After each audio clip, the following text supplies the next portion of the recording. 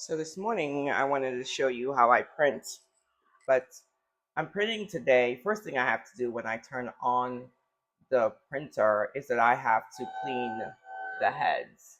I don't know if anyone has talked about maintenance, but there's maintenance daily, and then there's maintenance weekly, and then there's maintenance monthly.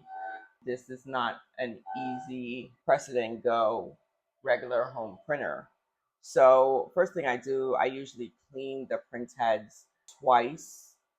And after it's printed, I always have to go ahead and align the print head. Make sure that any lines that are printing are clear and don't have any missing spots, because those missing spots is basically what will remove the print from the final project that I'm trying to do. That's how easy and how fast it took to clean the print head twice. And you there's certain things you have to do when you're just waking it up. Some people leave it on all the time. I don't. You have to shake the white ink and ensure that you have ink and that your waste isn't full. So the last thing I do before I print, I do a nozzle status, which will print out a few lines so I can see. And then I will just look at those lines to ensure that they are good, which they are. And then you also need to have Photoshop, which is what's going to trim your product so you can go ahead and print.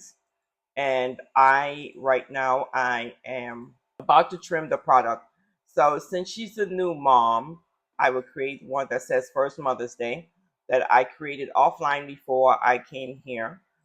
The other thing that you need is storage. You have to have a place to store your images.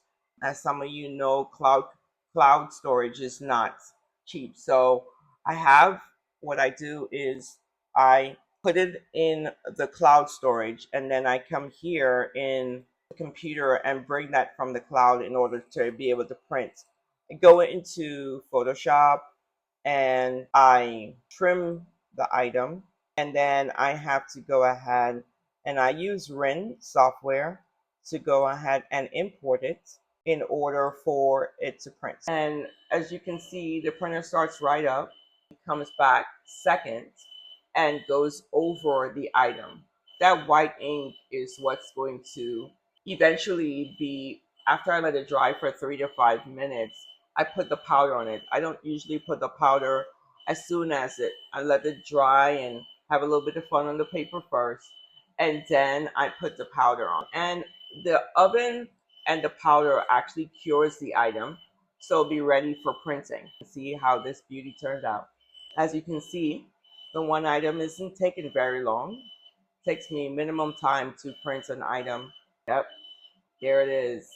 Not sure if you can see all of this, but what I'm showing you is the ridges in the back. You want to ensure that the back of it looks like an orange. Are you ready for the big reveal? And there it is, baby.